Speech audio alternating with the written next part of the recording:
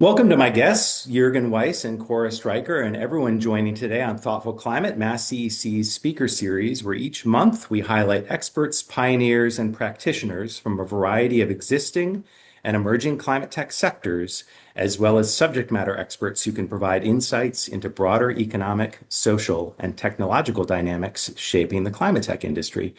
Today, we're talking about balcony solar, and we'll touch briefly on a new class of through-window heat pumps as we explore what appears to be a rapidly growing homeowner interest in DIY clean energy.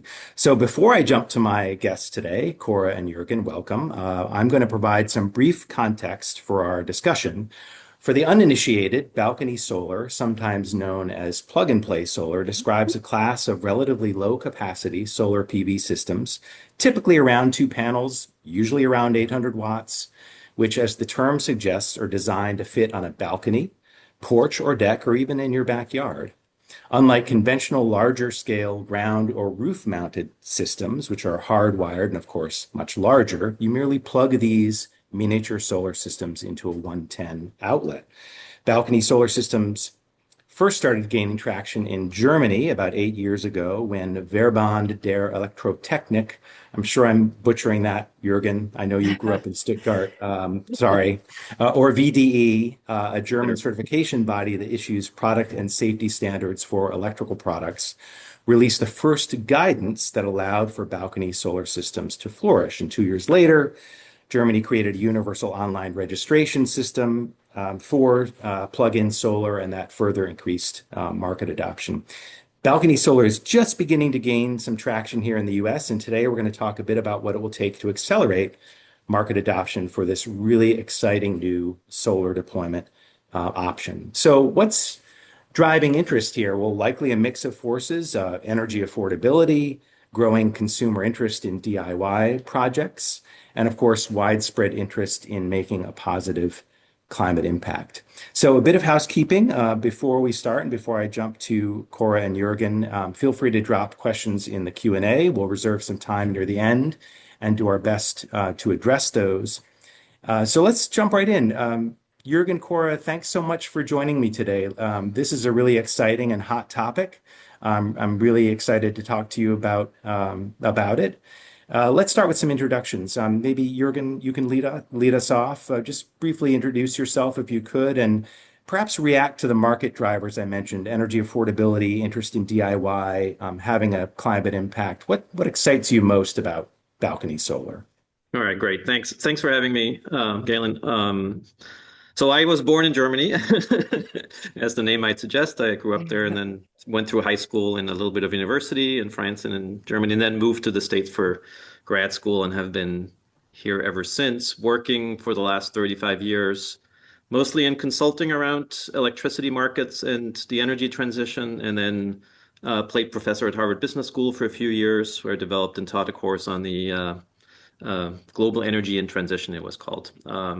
So I've been And have following, done some wonderful consulting for the state of Mass as and I well. have done a fair Yes. amount of consulting for the state of Yeah. Mass, right? Exactly, primarily for the Attorney General's office. Yep. So I go back and forth a lot, and uh, have been observing the evolution of balcony solar, emergence of balcony solar in Germany, and since then in other European countries as well. Um, After thinking about and consulting about renewable energy and energy transition for a long time, I really did come to the conclusion that I want to focus on things that radically accelerate or have the potential to radically accelerate decarbonization.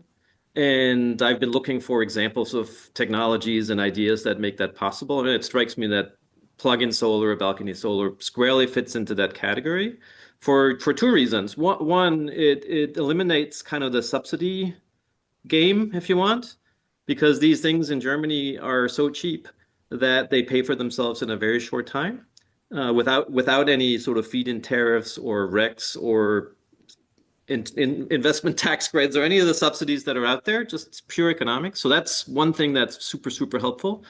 And the second one is this incredibly scalable, because these balcony solar system, you can buy them online, you buy them on Amazon, you buy them at IKEA, you buy them at your local Home Depot, right? Mhm. And then you take them home and assemble them and plug them in, as the name suggests. And so it's a consumer good, it's a consumer appliance. And consumer goods, we know how to, well, at least the Chinese, and we know how to scale making those things incredibly quickly. So it sort of bypasses the lags that exist in sort of the traditional ways to deploy renewable energy in the United States, where you need, plans and permits and inspections and agreements, et cetera, et cetera. So Okay. those both the economics and the fact that they are plug and play and therefore incredibly scalable make them like the prototypical for me accelerator of decarbonization. Thanks, Jurgen. That's really helpful. So I'm kind of, in addition to those initial drivers, I'm kind of hearing, speed to market and accessibility. That's great. And how about you, Cora? What's your bright saver elevator pitch, and what excites you most about balcony solar? Yeah, thank you so much for having me. I'm co-founder of Bright Saver. We are the first and only nonprofit in the United States to be single-mindedly focused on balcony solar. So we do see ourselves as part of a larger clean energy movement. That's our focus. We're a nonprofit. We started with this vision of, hey, clean energy, in particular, rooftop solar is not accessible to every American for a number of reasons. I don't know if we're going to get into those, but first of all, renters don't own their home, generally can't decide to put rooftop solar on their dwellings. Some people are owners, but live not on the top story. They have no roof. And some folks don't have access to great financing. So we started with this vision of, hey, the key to rapid energy transition is accessibility and inclusiveness and equity. And at the same time, that addresses energy affordability. It addresses sort of inequality across elements of society. I mean, we do not want the clean energy transition to be restricted to homeowners who have excellent roofs that are ready for rooftop solar. So that was the vision we started with. And initially we thought, okay, the primary barrier is cost. So we, as a nonprofit, we're going to step in and make this more affordable. We are going to subsidize this. We are going to provide financing. Right. However, we learned pretty quickly that that is a barrier, but not the primary one, not the first one. The first barrier is regulatory restrictions. And I'm sure we're going to get into that. We have a white paper out that goes really deeply into that. But our focus now is regulatory reform in a critical mass of states. We're told about 5 small states or a couple, 2 or 3 big states are all we need to clear the regulatory restrictions, to enable the market, to have manufacturers come in. Competition will lower prices to, as Jurgen pointed out, these pretty rock bottom prices of German systems. So that's our focus, that's our mission, and delighted to be here. That's great. Thanks, Cora. Yeah, I think this is what really drew me to when I first learned about your organization and checked out your site. I think I was first impressed with the assistance that you were providing, but then immediately saw that you were also working on the policy end, which is Yeah. very thoughtful and as you know, really critical. So it's a powerful combination, and I'm glad that you're doing the work that you're doing. So I do want to get into. I don't want to spend too much time on it, but I do want to touch on some of the kind of safety and technical issues. And I think that'll provide a solid foundation for our listeners so folks better understand, in particular, the differences between balcony solar and conventional systems. Um, but I also want to stress that, as Jurgen noted, in Germany and other European countries that have figured this out, balcony solar is surging, and there have been very few safety issues. So we do, of course, have a different electrical system in this country, both at the grid level and at the building level, and we'll likely address these kind of safety issues in a different way. But I want to underscore that these are solvable challenges, and I think we're getting close to solving them. But nonetheless, again, I think it's important for folks to understand these concepts. So my sense of them is that they're essentially 3, and I invite you both to kind of correct me or jump in with additional details. But the first is that essentially this is an appliance, right, that you plug in, but rather than drawing power, it's generating electricity. So there's a risk of shock when you unplug the unit. And while there may be a variety of solutions to addressing that challenge, my sense of the market is that the dominant solution there is the microinverter, which cuts power to the plug within milliseconds when the unit is unplugged.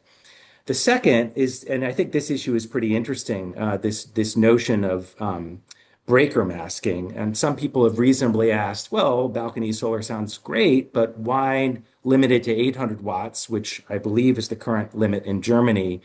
Why not go to 1200 watts or more? And I think again, this gets at a concern that you could overload circuit breakers with this phenomenon known as breaker masking. And Jurgen, can you maybe just jump in here and quickly help us understand the breaker mask? Because I like your analogy. I like the way that you discuss breaker masking.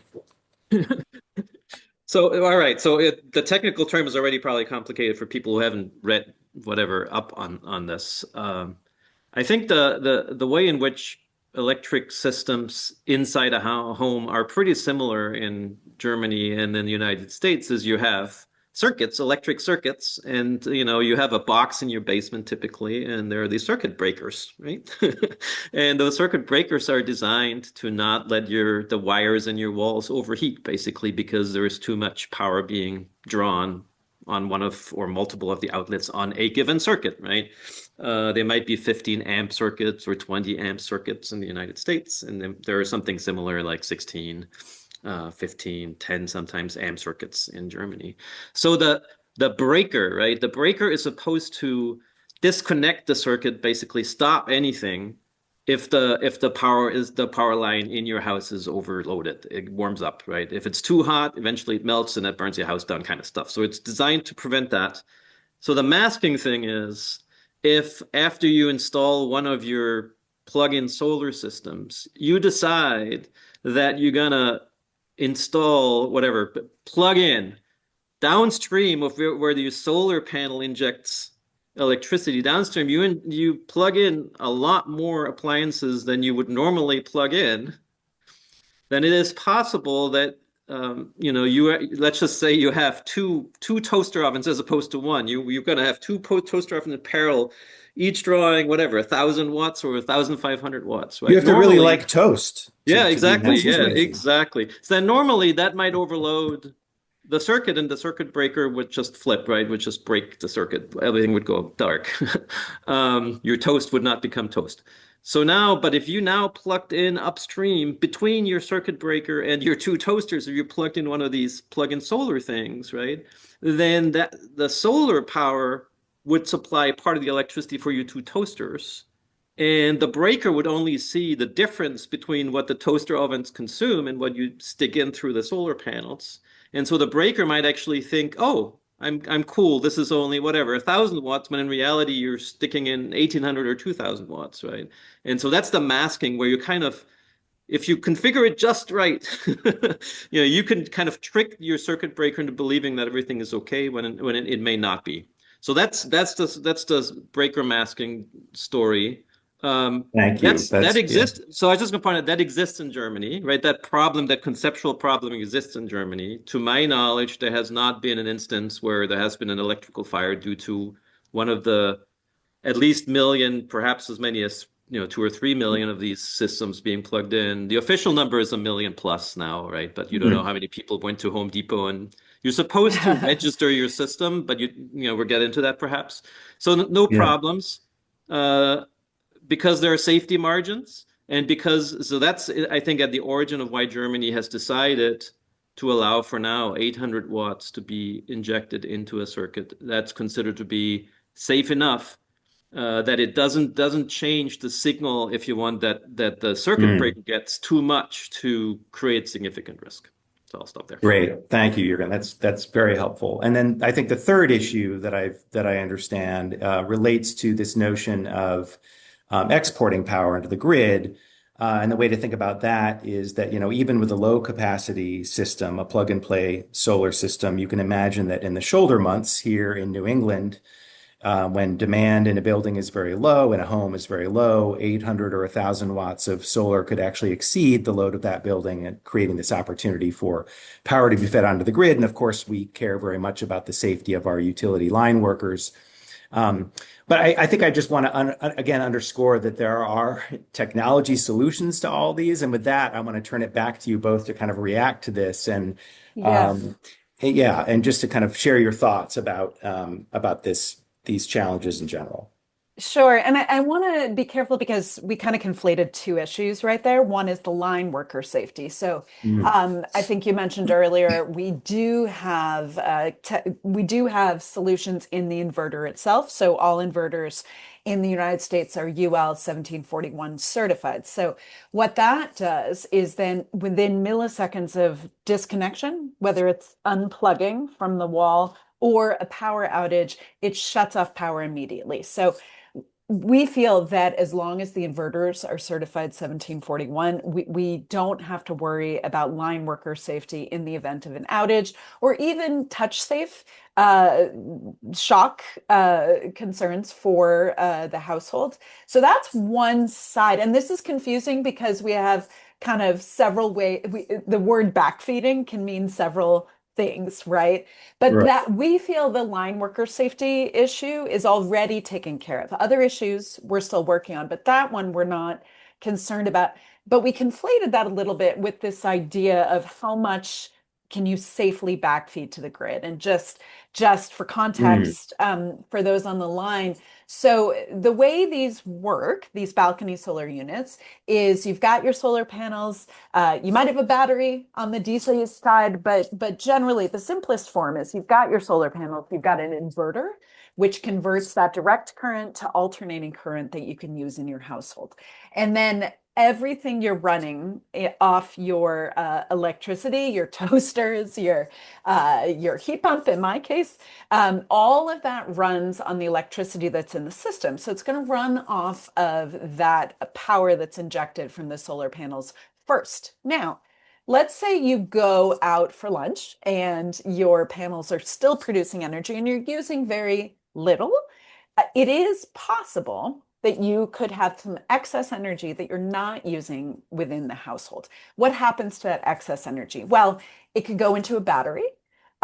That is true of many systems here.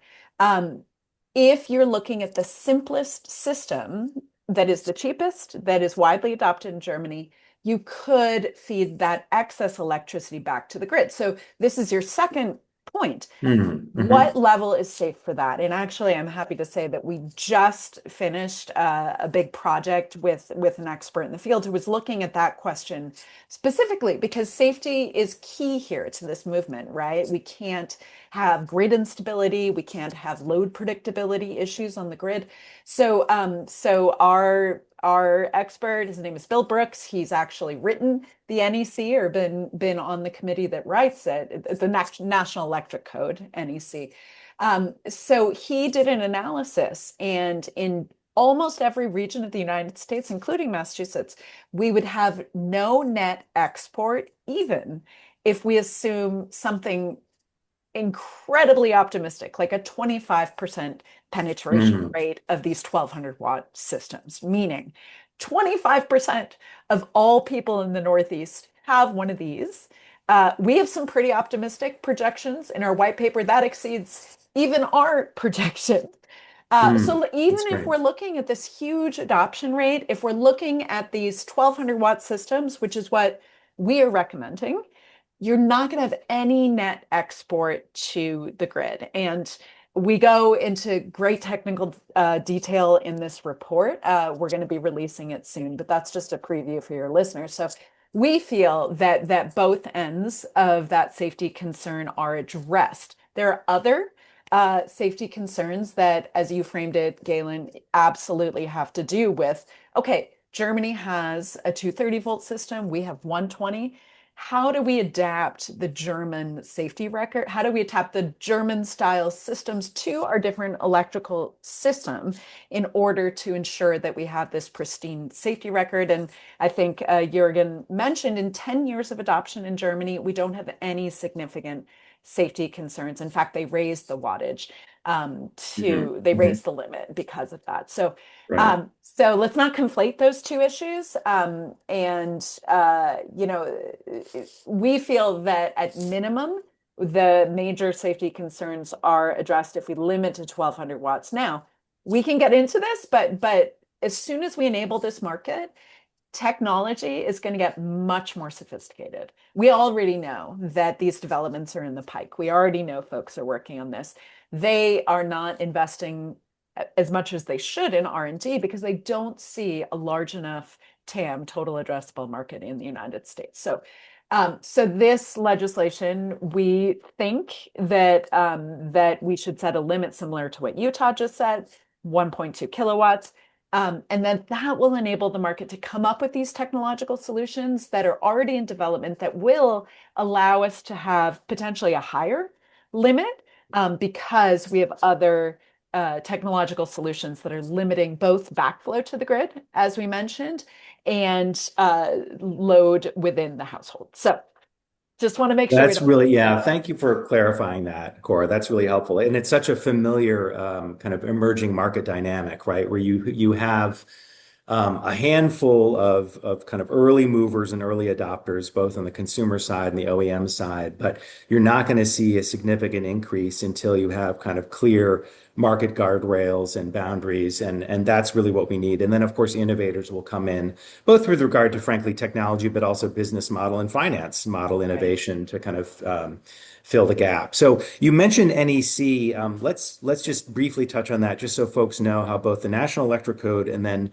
UL, I'm sure a lot of people will recognize that. Underwriters Laboratories, of course, we all look as consumers, we all look at products when we buy them. We look for that little UL label to make sure we're not going to burn down our homes or injure ourselves, right? And my understanding is that right now there are UL labels for many of the core components of balcony solar systems, but there isn't yet a UL certification for the entire system. Is that accurate? And maybe Cora, you're best, but I also invite you, you're going to step in just to talk about how these two bodies kind of interact with one another. Why are they both important to the balcony solar movement, if you will? Sure. Yes. In answer to your first question, yes, we have component level certification for all the pieces. So I mentioned UL 1741 earlier, that has the automatic shutdown. That is certainly a safety measure. This system in the component level is actually in Utah as we speak, since they passed legislation allowing it. There's a bit of a debate, and this is frankly why we need legislation to clarify this, and we need that certification to clarify it, about whether component level certification is enough. There's one manufacturer in Utah that believes it is, or whether we need a third UL certification for the system end to end. And we know that UL is working on this third certification. We thought they'd be out with guidance by now. They're not. And to address the UL versus NEC thing, so currently there's only one system for these low wattage plug-in systems that's available in all 50 states. This system is about twice as expensive as the Utah system because we need an electrician to hardwire an extra piece of hardware to the breaker box to limit that flow of excess electricity to the grid. So in that case, NEC is relevant, National Electric Code, because National Electric Code really governs what happens behind the wall, the wiring itself. UL is the gold standard of product, consumer product certification for safety. So if we get what we have in Germany, which is self-installation, which we believe it needs to be a DIY movement. This is how it sort of surged in Germany. If we Mhm. get that, and we already have it in Utah, we'd like to have it in many more states, then it's a consumer product, it's an appliance, and UL or another nationally recognized testing laboratory would be the appropriate way to evaluate those safety conditions under the worst possible conditions, or older wiring, knob and tube. We need to do that. But first, we need to establish, hey, this is an appliance. This is a DIY thing. And we aren't even there in 49 of the 50 states. Thank you. That's right. And we'll get to Utah in a second. Just wanted to ask you, Jurgen, I think you mentioned that you had something to share about the international version of the NEC. I don't know if that's relevant, but and how does that Yeah, no, fit into yeah, this conversation? sure, yeah. There's something in the IEC, International Electric Code, which is a Mm, non-binding, they come up with something similar than as the NEC, and it's non-binding, countries can adopt it or not. I think it's important to sort of highlight so how this is important, right? So in the end, as Cora described, in general, we think if there is a UL or similar certified product, the NEC is not particularly relevant, shouldn't be particularly relevant, right? So there ought to be clear. Now, that doesn't mean that because we discussed these issues, there are issues, right? You can create scenarios where one of these systems might create a problem in the wiring of the house, right? Which is the domain of the National Electric Code. And so if you are very one-sidedly interested at avoiding any risk whatsoever of anything ever happening to your house, right? So this very, very extremist, purist kind of safety standard, then you could say, oh, I see a risk. In 10 years in Germany, we haven't seen a single incident, but I can construct, as I did at the beginning, my toaster example. I can construct, and therefore, we should just, out of safety concerns, we should just prohibit it, right? That could be a reaction. And right. interestingly, that's what the current draft of the next version of the IEC actually does. So, Which essentially would be like saying to a consumer, you can only buy one toaster.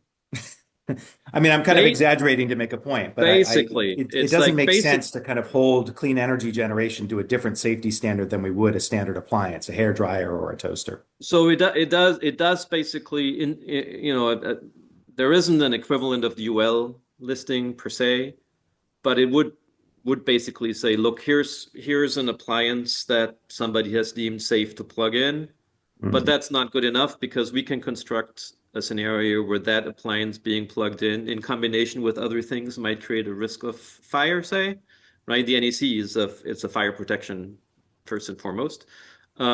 And therefore we should not allow it, right? And we outlaw toasters. Yeah. So that is a movement. There are some pretty vigorous letters being written from various German parties to the standard setting body saying, you got to be kidding, right? This has been operating for 10 years without a problem. We have other objectives in our society than preventing a fire that has not happened in 10 years from potentially happening in the future. Things like decarbonizing our energy system, making electricity more affordable, etc. And therefore, you cannot sort of use this sort of backdoor safety concern, which hasn't empirically shown up at all, to outlaw a revolutionary solution to a problem that we all face. So I think that's so there are I think the helpful lesson here is to assume that everybody buys the story that Cora and I are telling, which we both find very compelling, is probably a little naive. There will be people who don't like this for some for legitimate reasons, right? Some concern from their narrow perspective. Others for other reasons, which we may also get into, right? Because it threatens their own business model, et cetera, et cetera. But as societies, I think the important goal is to balance various objectives and while the NEC or the IEC have a specific angle at this, right? We want to make sure people are safe. At the policy level, we have to balance that objective as we do in many, many other areas, right? We could the safe speed limit on city roads to avoid any accident would be 0, right? And that would be the right speed limit probably, but we decide that it's whatever 30 or whatever. Yes. So we always make these trade-offs, and I think it's important in having conversations with lawmakers and even these standard setting bodies that look, there are other consequences of how you set your standards. That's great, Jurgen. Thanks. So I think that's actually a great pivot to the Utah legislation, which Cora you've mentioned a few times. It's gotten some attention in popular media, and this is of course HB 340. It created a new regulatory framework for portable systems, portable solar systems. It exempts them from interconnection requirements. It establishes safety requirements. among some other components. So I guess I'm wondering, Cora, from your perspective, and interesting, right? And we'll talk about the kind of political nature of this too. Interesting, the first mover here is Utah. Yeah. Um, and so what did Utah get right? And was that bill bipartisan? And if you do we need to see more bills like HB 340 in other states? Yeah, absolutely. That's what we are the focus of our organization right now. And yeah, I think it's quite lucky that we got our first visionary in Utah because it firmly establishes this as a non-political or a bipartisan movement. And I think, gosh, we're all looking for something that will unify us, right? So yeah, Maybe it's Raymond, balcony solar, right? I mean, honestly, I know that's I'm self-interested in my organization here, but actually I think it is. We've experienced so much enthusiasm across the political spectrum for this because it's a number of things. It's clean energy, of course. It's energy affordability. It's DIY. It's don't tell me what to do in my backyard. It's enabling market. It's sort of deregulation or at least slimming down regulation. So yeah, I do feel that there's a great deal of excitement about this in part because in this one little way, we can finally agree. Um, so in regards to what happened in Utah, so Raymond Ward, who is a Republican representative, Raymond Ward, really had this vision. He read an article in the New York Times about a year and a half ago that was talking about Germany and that was sort of talking about how this is part of the clean energy movement. It's very empowering. It's an option for renters who previously had no other options to produce their own clean energy on site. And I do want to be careful here because, the last thing we want to do is position balcony solar in opposition to rooftop solar. We think rooftop is amazing. We think community solar is amazing, but it's not available to everybody. So Right. Raymond Ward It's read not an this. either or, it's a both, right? We, It's a we really, both. yeah.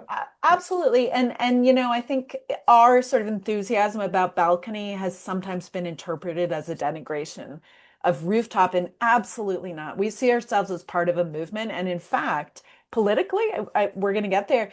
We see the enthusiasm around this little issue as sort of the tip of the spear that could get us into a more bipartisan clean energy movement in this country much more broadly.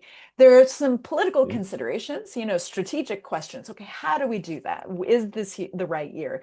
We're working all those out sort of internally in legislative offices and among our coalition partners. But in terms of Utah, it really pushed the envelope. Raymond Ward said, hey, I'm going to do this. How do I do this? And the way they dealt with it, we think is a great starting place. We might want to make some modifications state to state, depending on the conditions on the ground. But Utah, it's such a simple piece of legislation. The meat of it is half a page long. And you summarized it beautifully. All it does is it says, hey, the typical interconnection rules designed for rooftop solar just don't apply to these little systems. But in order for them to not apply, we have to set a ceiling for how big they can be. So that's basically what that piece of legislation does. We think that's the right place to start with simplicity. I think we'll get to this, but the sort of technological innovations we know are in the pipeline, already in development as we speak, may change this picture a little bit in terms of how much can we generate. So in the Utah legislation, the way it was interpreted, they have this 1.2 kilowatt ceiling, and the language is output. There are a couple ways to interpret that word output. Are we talking about inverter output to the household? Are we talking about inverter output out to the grid? This is sort of Mm. the two levels we were talking about earlier. And another piece is we know that there are technologies in development right now called power control systems. They could really change this picture because what they could do is they could ensure circuit safety within the household at larger generation. And they could really control how much is exported to the grid. So I think that we'll get to this, and I know everyone on this call really believes in market enablement, but we believe we have to write this legislation generally enough, like Utah, HB 340, to enable the market to develop these solutions because they're not investing in us yet, because they just don't see enough places where this could be deployed in the near term. Legislation will change that. So more about kind of setting broad boundaries and not being and remaining somewhat technology or solution agnostic and to kind of enable the market. Yes, while Yeah. ensuring safety with certifications like UL and NEC. So that is important. In the meantime, while this technology is developing, we have to make sure people are safe. We feel Utah did that with the UL certification requirement and the NEC requirement. So that's our blueprint as we move state to state. That's Galen, great. Yeah, go ahead, Jurgen. can I jump in and make Yes, this maybe a little bit more controversial or interesting? I'm not sure. So I totally agree that so we should allow it should be accessible in all 50 states, right? Based on some reasonable set of standards. You know, Utah seems like a good start, right? Germany, France, there are other places that allow this now. Where I disagree a little bit, perhaps, is, and Cora already hinted at it a little bit, is like this is oh no, this is all of the above. It's not going to touch on rooftop solar, community solar, etc.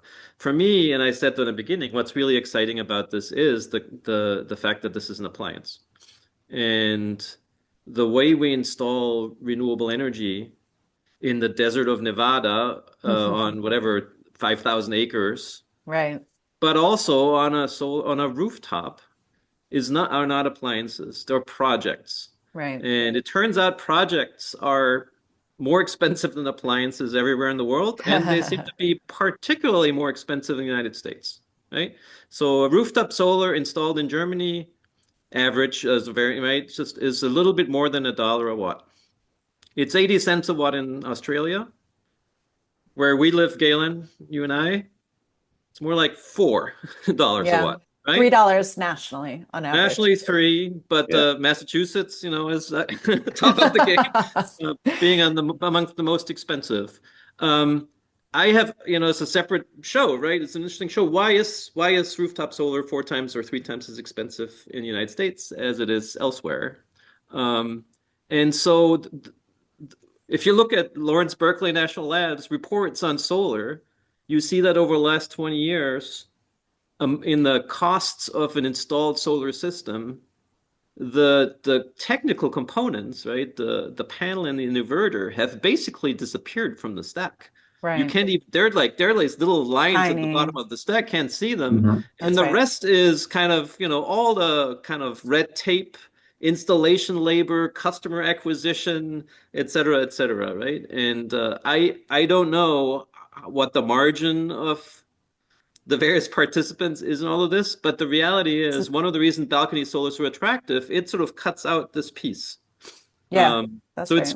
But it also might function. I mean, I would be surprised if some of the larger rooftop solar installers weren't threatened by this. Yeah. And I think that's good because it encourages cutting costs in an area where historically there have been substantial subsidies that have allowed that industry not to push costs down so that you get consumers access to these systems at prices that are comparable to the prices in the most advanced places in the world when it comes to rooftop solar, right? So I think there is a bit of a conflict. And I'll say one more thing to this is I actually don't see a conflict at all, but I'll talk about that later. It's a conflict in that it'll be disruptive, not just it'll be disruptive to the solar rooftop installation space as well, because we're talking about this, these are tiny systems, and they are smaller for sure than a typical rooftop solar system. But let's just take the average between Germany and Utah and call it 1,000 watts as the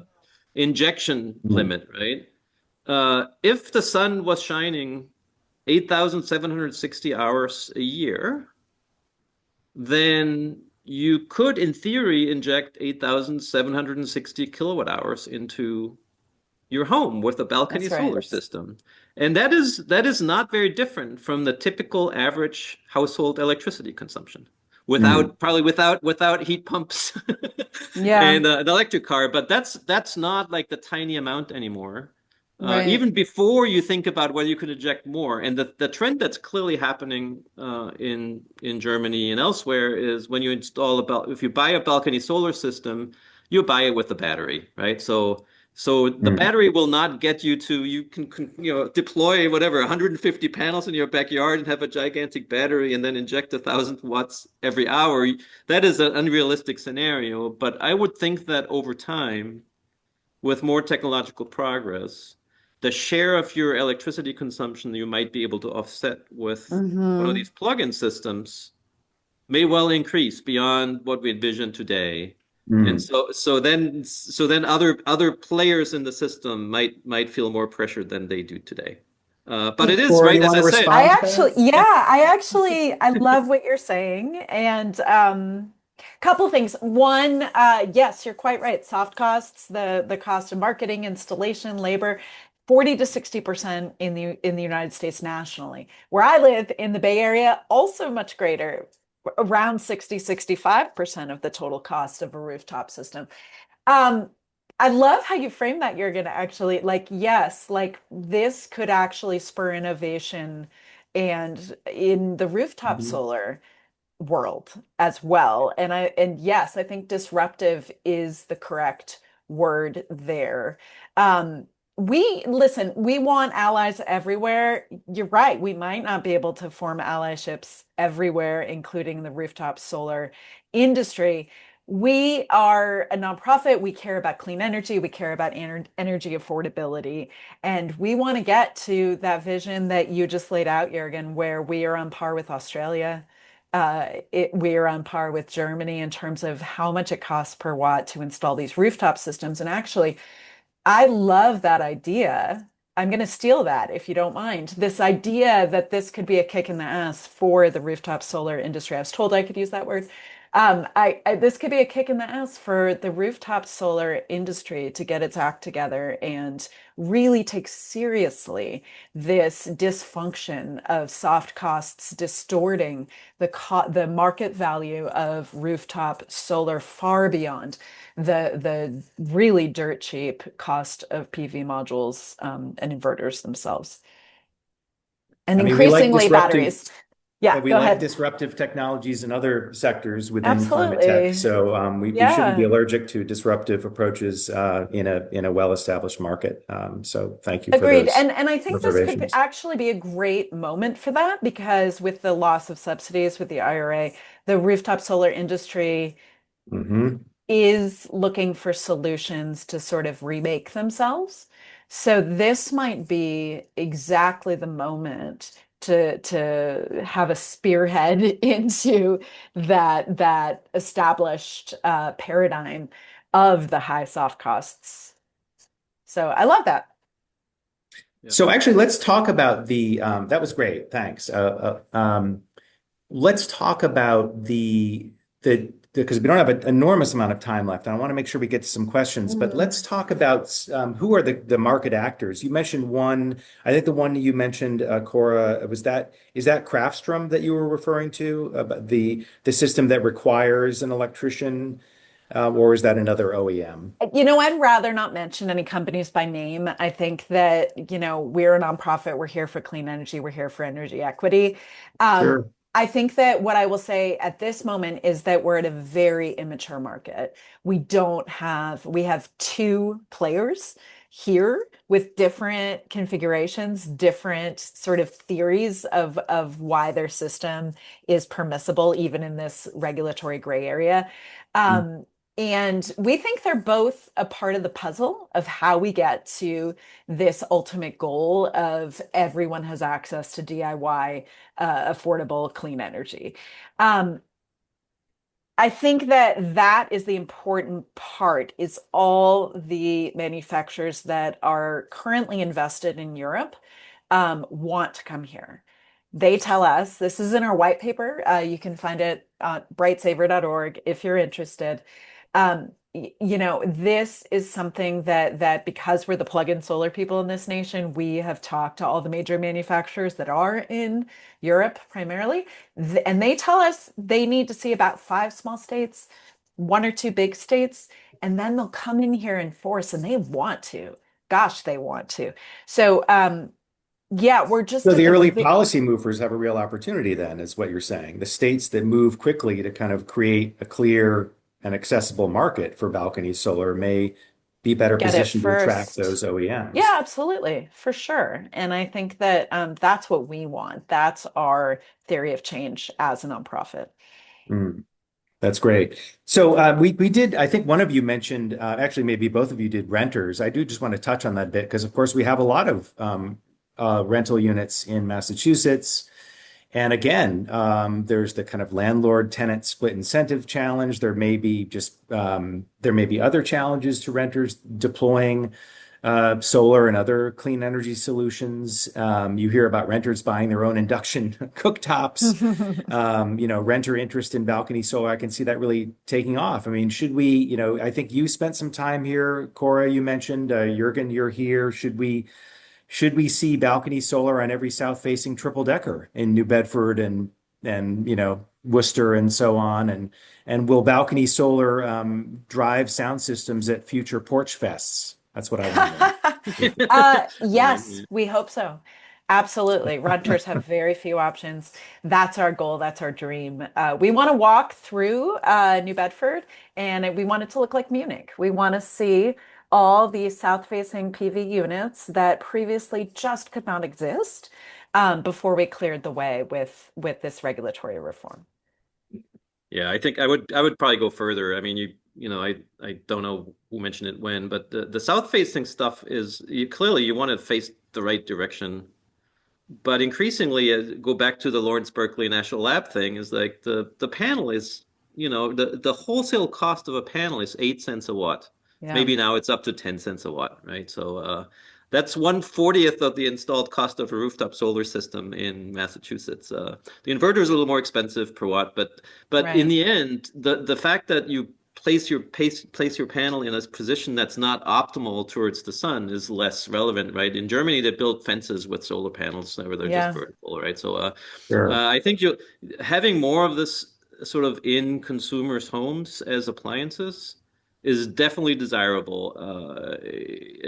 Cora, I think, alluded to it earlier on. It's like it's the entry point too, right? So when people install these things, when I installed my solar roof, I think the first 3 years I probably looked at my inverter app every day to see the kind of the Yeah. shape of and I think that access you get with your balcony solar system too. And I think people will get sort of hooked and more informed about energy in their homes, energy production, and so it becomes like a step towards sort of doing other things in your home. And I think that's all perfect. And I think we want to spend 1 minute, maybe, since you want to talk about the heat pump thing too, is like one other big benefit of this. It's clearly true on the cost side, but it's also true on the sort of timing side is you don't need any of the sort of skilled labor that's in super short supply, right? So if you're in Right. Massachusetts and you're finding a plumber, then you're like, wow, it's like winning the lottery.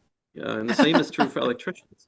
And so the more we can develop appliances, right? Plug-in appliances that substitute for these things being projects, right? So you mentioned the induction cooktop for a renter, right? So you can at IKEA. I looked last time I was. You can buy a plug-in induction oven now at IKEA, right? So that's Mhm. the right direction.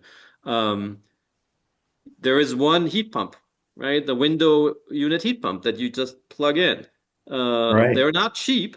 They're pretty expensive, but you're saving thousands of dollars in installation labor because you Well, and don't you're need. and they're portable, so you could take them Yeah, with you when you right. move. Right. That's exactly. So they last. Oh, I should mention right on the renter thing. A really critical piece of the legislation in Germany was to prohibit landlords from sort of objecting to renters installing these units. So Mm. that's kind of I think that's an important thing that you create because there will be attempts by homeowners associations and landlords to sort of exclude these things. I think that's critical to do. Yeah, Maybe maybe I it should. maybe an important opportunity for municipal climate leaders to kind of keep their eye on that Yeah. to make sure that there aren't unnecessary municipal roadblocks, Right.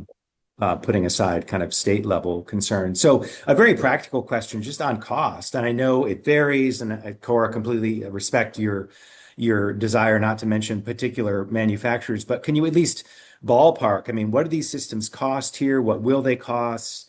And what's the ROI? And I'm sure again the ROI depends on your obviously your electricity costs, but again, ballpark would be great to hear for our listeners because I'm Sure. sure they're very curious.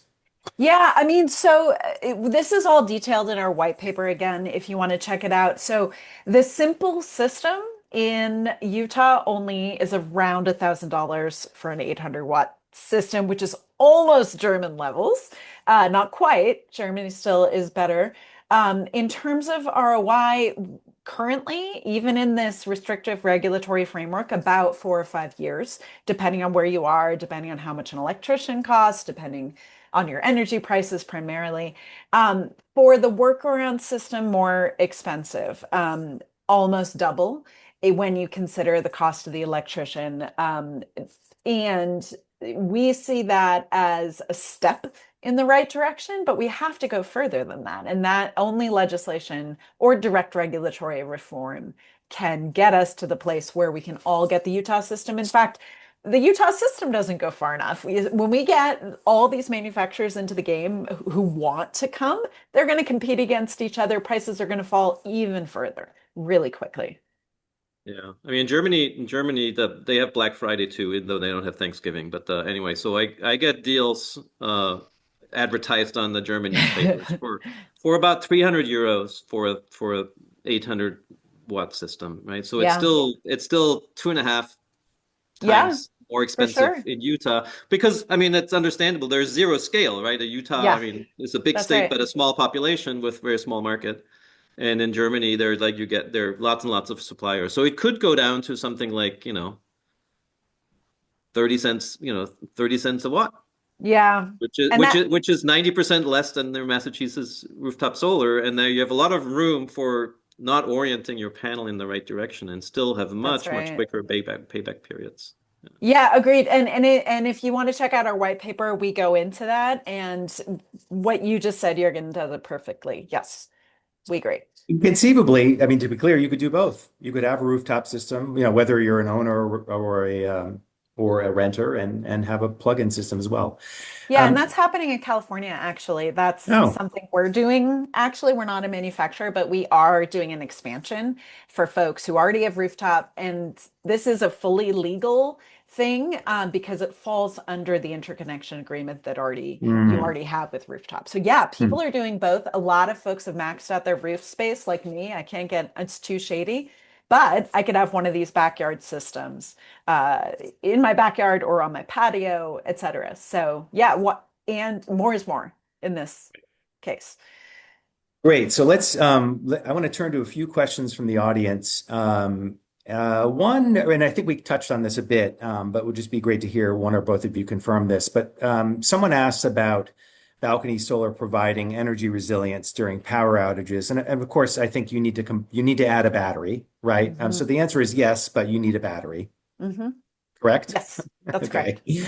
Um, Like it's a little more complicated than that, right? So, but I think it's a great question that I would think we should work towards finding solutions for, right? So right now, as we talked in the beginning, if there is an outage, if the grid is down, your microinverter will say, no more injection, right? mm, So you can't really use the power that you have plugged in to power anything at home. Now, if you have a battery on the side, so you can do it, right? But I mean, the to me, the obvious solution is if you literally island your house, right? Only your house becomes your electric system, and you have batteries and solar panels, and it's all plugged into your local circuit, and it somehow works. You don't have to unplug your refrigerator and plug on the side of some storage Right. unit. That's exactly right. It does provide some resiliency benefit for an outage. The other thing, of course, if you have balcony solar systems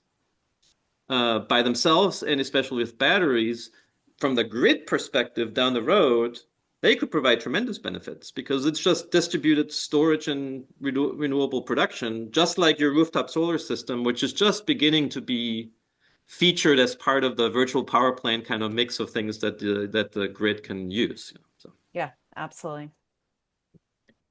Thank you, Jurgen. Someone asked about the safety concerns related to installing these systems on balconies, railings that may themselves be, structurally problematic. I mean, I would hope that, like with any appliance, you have safety recommendations, you have standards, but perhaps one or both of you could speak to that concern.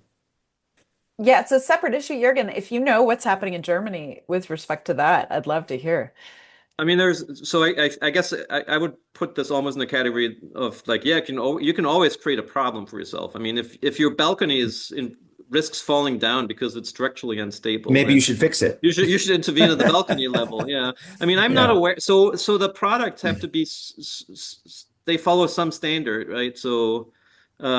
For example, I'll tell you one example where I think the balcony will not be an issue is a lot of the simple systems are flexible solar panels. They have a couple of holes on each corner, and you literally use zip ties, and Zip they weigh tie. like, Yeah, weigh like a couple of pounds. that's So right. you're hopefully not going to overload your balcony, by adding a few pounds to the. So I don't think this is really an issue so far. And if you're worried, then there are products out there that might mitigate that risk. So as the one that I just mentioned, if you're worried about weight bearing and things like that. Actually, this is kind of a fun question. Thanks, Jurgen. I believe this is actually someone from one of our MLPs asked, can you move them seasonally? And it is making me think kind of like tune glazing in high performance buildings. You could, if you have we're moving to a winter peaking system, you were talking about it doesn't need to be perfectly south facing, Jurgen, right? Maybe we should have more balcony solar facing due east on cold winter Yeah. mornings and be injecting power when we need it most, when people are warming their homes with heat pumps, and maybe they should be west facing during the summer. And if you could easily move them around, I mean, this is why we have tracking systems, Right. right, for ground mounted solar. And this would be like a fun project for the kids. It's time to move the Yeah. solar, right? Absolutely, yes. Yeah. Depending on the configuration. I mean, Yeah. yeah, if we are zip tying it to a balcony, we do have this horizontal orientation. Most are bifacial, so that is good. Yes, but like the backyard systems we're talking about, you can change the angle, you can move it around. We think that's actually feeds into what Jurgen was talking about, the energy awareness. How much are you going to generate depending on this orientation during this season? How much are we using, et cetera? We love that because we think the more energy aware folks are, the more sort of self policing, curtailing of energy usage we're going to get. Like a lot of folks, including me, before I got rooftop solar, didn't understand necessarily, what am I doing that is most wasteful from an energy perspective. Yep. Well, this has been great. I know we're just about out of time. Several folks, Cora, have asked if you could drop the link to your white paper Sure. in the chat. It's generated a lot of it. Absolutely. You've mentioned it a few times. I It's know. I'm generated a sorry. lot of, that's wonderful. It's generated a Can lot I of say, interest. believe it or not, I have a webinar right after this on the white paper, so it's high on my mind. Okay, That's great. why I keep mentioning it. But I want to thank you both. This has been, I think, a really fun and fascinating conversation. I really enjoyed it. I also want to acknowledge my wonderful colleague, Shayla Brown-Petty, who helps produce Thoughtful Climate. And if you don't want to miss future episodes, you can sign up at masscec.com, subscribe. So you'll learn about what we'll be discussing in 2026. So thank you again both for joining me today. Thanks for everyone who's tuned in today. Really fun conversation and look forward to Where are seeing you we? all next time. Thank you, Galen. Thanks, Cora. And here's that. Thank you. This was super fun. Perfect. Yeah, thank you both. Okay. Take Bye care. now. Bye. Bye-bye.